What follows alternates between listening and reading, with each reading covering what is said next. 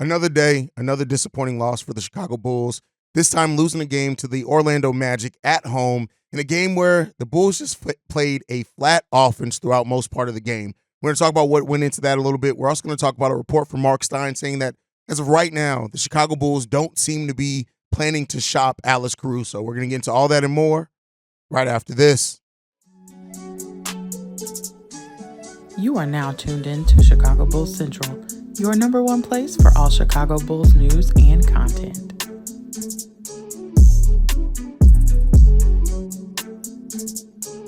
What's going on, Bulls fans? Welcome to another episode of Chicago Bulls Central, your number one spot for everything Chicago Bulls related. I'm the host here, Haize, but more importantly, you guys can follow the channel at Bulls Central Pod on every social media platform we happen to be on. With that being said, let's go ahead and get into the content for today. So the Chicago Bulls lost a game against the Orlando Magic last night that it was a disappointing performance overall. When you look at the offense, especially through most of the first three quarters, it left much to be desired. Even though it was a winnable game down the stretch, and I think that kind of inflated kind of how bad the play was for the Chicago Bulls throughout most part of this game, really came down to a couple of things that really hurt the Bulls the most in the game last night against the Orlando Magic. Turnovers being a big part of that, right? Inability to hit shots at key times as well was definitely helped doom the Bulls. And then when you look at it, the second quarter was really where the Bulls were damned at the most. They tied the first quarter 21-21. The second quarter they lost 29-12, and then they won both the third and the fourth quarters. And so when you really look at it, it really comes down once again to the Chicago Bulls' inability to keep up a level of intensity throughout a whole four quarters of basketball.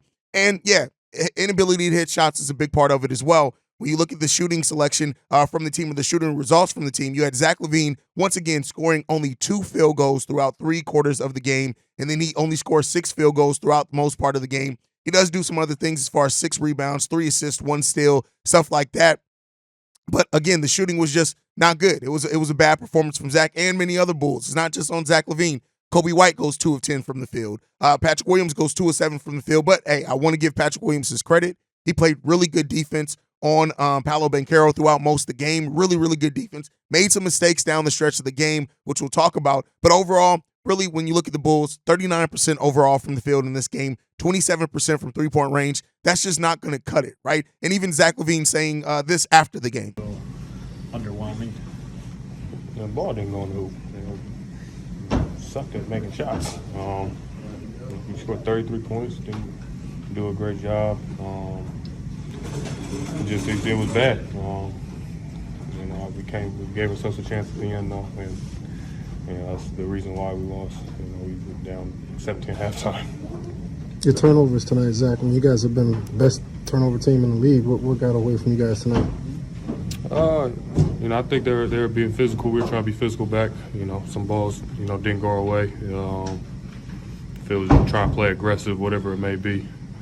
I think we got a little bit fast. We tried to force a couple of things, but when you're trying to come back and play hard, you need things to go perfect. You don't have some turnovers by being aggressive. Zach, are you seeing the team's offensive struggles seep into other areas?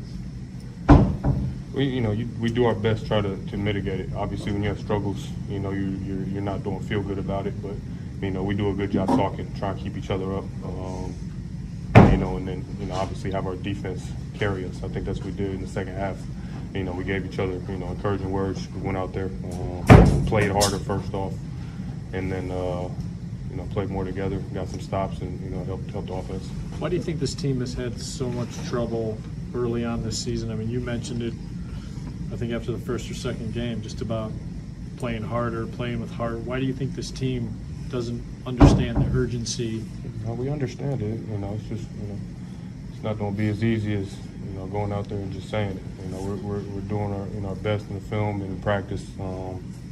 We just got to do a better job of it. And obviously, we're not getting the results we want, so people are frustrated. Is that leadership? Is that you can call it whatever you want to. We're not getting the job done, and that's the only thing that matters. Is it hard to grasp where you guys are at this point, even though it's early? No, it's not hard to grasp. We lost some games. We're 4 or 5 games under 500. The only thing you can do is, keep chipping away, look for the next game to get better, win a game, get on a roll. If you're not positive, I think that's the mindset you have to have. You have to go try to win the next game. And, you know, I know a lot of people are going to say, like, hey, it's the trade rumors, it's this, it's that. And that probably does play a part into it, right? I think when you look at a team that's been struggling, that hasn't been winning games, then on top of it, you got this kind of shadow now or cloud over the team as far as what's going to happen with Zach LaVine. Does that mean the team's going full rebuild, whatever that all that brings to a team? It's all legit, right? But this team comes down to, like, once again, a lack of execution from the team. Terrible second quarter. And the story keeps being the same for the Chicago Bulls. They keep doing some things well, right? The defense looked good at times, not throughout the full game, but it looked good at times. And it just comes down to this team just doesn't have any shape, form, or fashion of an edge. We don't have the heart. When you look at this team, for example, that we face, Anthony Black, for example, the way that he got down on himself after missing a free throw, right? You want to see some of that heart come from your own team in the Chicago Bulls, and we just don't see it regularly from this team at all, right? You see bits and pieces of it. Alex Caruso brings it usually, which we're going to talk about Alex Caruso a little bit in this episode as well. Drummond brings it. Io brings it at times, but for the most part, this is a team that just seems like they're just fine going about their business. They're okay losing games, and that's something I've said before as well. Like, this team doesn't seem to have that edge where they have a pride about the way that they execute the game of basketball. It seems like they're just okay going along and getting along, or whatever the result is, and that's something that's just not going to cut it. And when you have your season high in turnovers, and one of the things that have helped the Bulls get in the games, the 4 games that they have won, is how they don't turn the ball over. We have been one of the better teams in the NBA as far as taking care of the ball and then forcing turnovers on the other side. We had our season high in turnovers in this game at 19, and that's not going to cut it, that especially with a young team like the Orlando Magic. Now, Billy Donovan did have this to say after the game. And tonight, it was our turnovers, 19. It was their second chance opportunities and some of their transition. So we need to get our focus off of shooting and get our focus really on the stuff that we can control. And those would be the things that we can control. And I think when you do that, sometimes taking the mind off of shooting, you know, you're able to, you know, understand that there's other ways to win. And I think that really kind of brings it all together, right? It's just the Bulls didn't take care of the things that they can take care of, the things that they can control. The Bulls very rarely grab the reins on and actually control. And so as long as we're still seeing that from the Chicago Bulls team, it's going to be a long season ahead. Like I said, the trade rumors, all that type of stuff, it just is what it is there. And then, again, head-scratching decisions from Billy Donovan.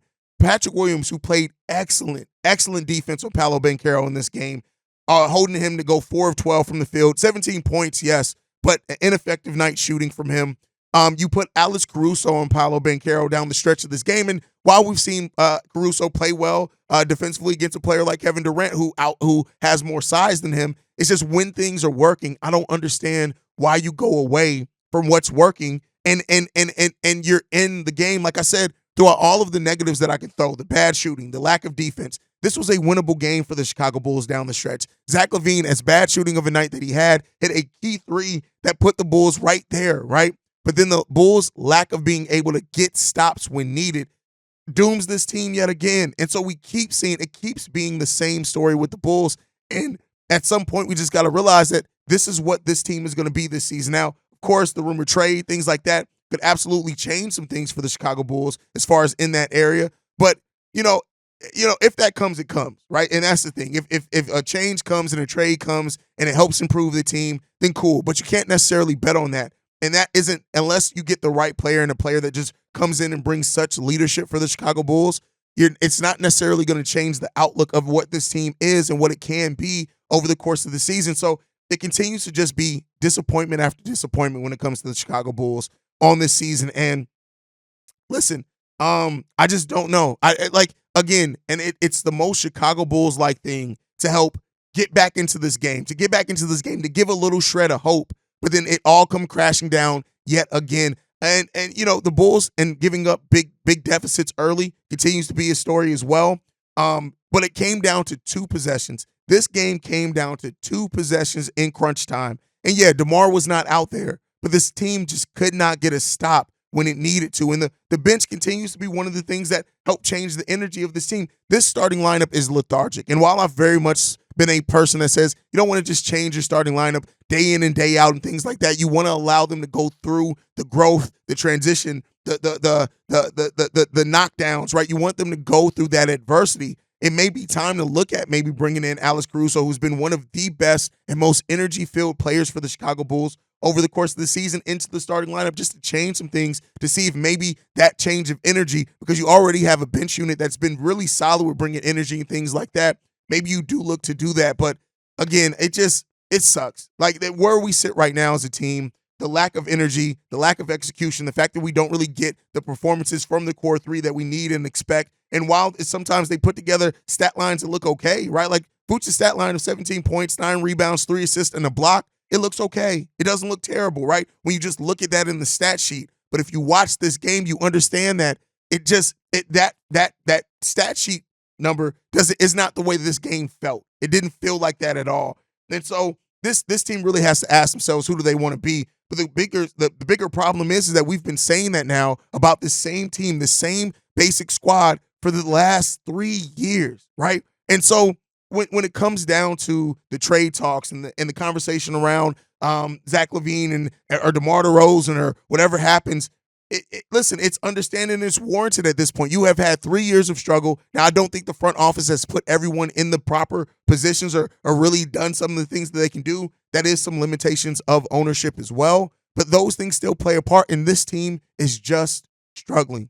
And that's what it is, right? That's what it is. Alex Caruso right now is the heart of this team. He's one of the best players on the team. And I really think, and I said over on Locked on Bulls, he may be the MVP of this team so far, because he's one of the few people that play and act like he gives a damn about what happens with this team. And so with that said, let's transition into the last topic for today. Mark Stein has come out and said there have been no firm indications yet that the Chicago Bulls plan on making Alex Caruso available. Now, that may sound a little weird to some people, especially the blow it all up crowd, because Alex Caruso is a player that you can get assets back on. And I think if in hearing that and seeing that the Bulls don't plan on making Alex Caruso available as of yet, it tells me one of a couple of different things. It may mean that they're going to wait and see what they get back from Zach LaVine, because if they get back a player and some assets that they feel this team can still try to compete for the playoffs, which I know some Bulls fans aren't going to want to see, but I'm just saying if that's what they think they can get, they may not shop Alex Caruso, because they may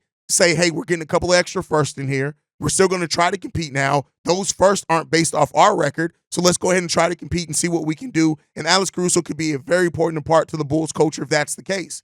It also could mean that the Bulls are going to wait and see what they get from Zach, and if they do get mainly future assets and maybe a young piece that's promising, but maybe something where the Bulls don't think they're necessarily going to be competing for a playoff spot for the next couple of years, maybe then they do look to pivot, move DeMar DeRozan, move Alex Caruso, and go into asset acquisition mode.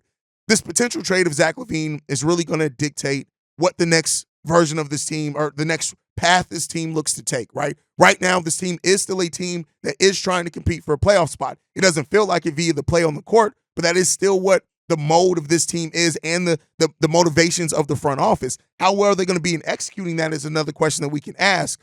So when it comes down to it, though, Alex Caruso, yeah, the stats don't pop out the stat sheet for you, right? But we know, in watching the game, you know the impact that he has. He's averaging basically 8 points per game, 4 rebounds, 2.5 assists, and 1.5 steals per game. But the thing that he's done is Alex Caruso has backed up everything that he said in the offseason, shooting 59% from the field overall. That's his career high. And then he's shooting 44% from beyond three-point range. Again, Alex Caruso said that he wanted to bring the offensive intensity to already match what he usually does for this team defensively. And those words have matched the actions that we see out on the court for Alex Caruso. So I can understand why wherever the Bulls go next, right, whatever the next path is of the Chicago Bulls, you can make a conversation for Alex Caruso being a part of that regardless, right? He has a favorable contract at basically $9.5 million per year. And again, and next year it's partially guaranteed. So you have one more year of him being a really solid salary for the Chicago Bulls. Now, can the Bulls do enough to try to convince him to stay? I think that's a question you have to ask yourself as well, because if we come into a situation where Alex Caruso's on the free agent market and he knows how he can impact a team that has championship aspirations, trying to convince him to stay in Chicago may shape up to be kind of a tall task and a tall order. But where do things have happened, right? And so maybe the Bulls want Alex Caruso to be a part of help setting the culture for what this next version of the team is, or the Chicago Bulls still plan on trying to compete enough to where they want Alex Caruso on their team, or maybe they just plan on seeing where it's going to take them and maybe wait till next year at the trade deadline or the offseason. So a lot of things to kind of take directions from that Mark Stein quote. Again, it makes sense, but it doesn't at the same time. I will never be mad at Alex Caruso being on my basketball team, right? And I think most Bulls fans won't be mad at it at all. I think that when you see some Bulls fans that are going to say, well, we need to be acquiring all the first, all the assets, everything that we can get to help dig us out this hole, not just for the present, but in the future and help secure that future, I understand that as well. So, there's a lot of different angles and perspectives that you can take on the Alex Caruso kind of rumors and things there. But when it comes down to it, it's just this, right? This team needs something to change it. And I whether it's a coach, whether it's a player, whether it's players, whether it's blowing it all up, whatever it is, at some point, like, I know this wheels keep spinning, and a deal, and I've said it, and I want to make sure that I continue to tell you guys that there's very unlikely that a deal is made prior to the December 15th date. Kind of zero in on that date. That's probably going to be when, if a big move is coming for the Chicago Bulls, it probably won't come to after that. And even then, I'm not saying it's going to be immediately after that. So we could be in for a month or longer of seeing the team play and compete like this. And if the reason they're competing like this now and looking as lethargic as what they did last night is because of the trade rumors, then I tell you what, we're in for a long, tough, difficult next couple of months for Chicago Bulls fans. And it sucks, man. It sucks to be where we are right now. It really does. I hate it. I hate seeing it. I hate feeling this way about my team. And it's in a point where every Bulls fan no matter what your frustrations are, no matter what your view is, right? It all makes sense for where this team is right now. There's validity in every single bit of it. And this loss really kind of brought all that home again. A winnable game, but a game that honestly the Chicago Bulls didn't deserve to win. In my opinion, the Bulls didn't deserve to win this game. They need to sit with how this feels right now because, listen, the way that they are playing, the way that they are performing, the way they're coming out there and executing, both in every facet of the game as well as coaching, this team needs to sit with this loss and really ask themselves who the hell they are. But like I said before, have literally been asking this for 3 years, and I don't know if it changes anytime soon. But let me know what you guys think on all that down below.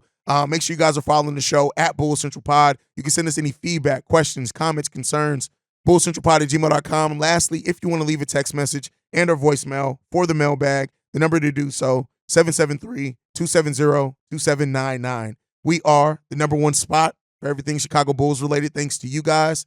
And like I like to end every episode on, go Bulls. Love you guys. See red if you can, y'all, especially now.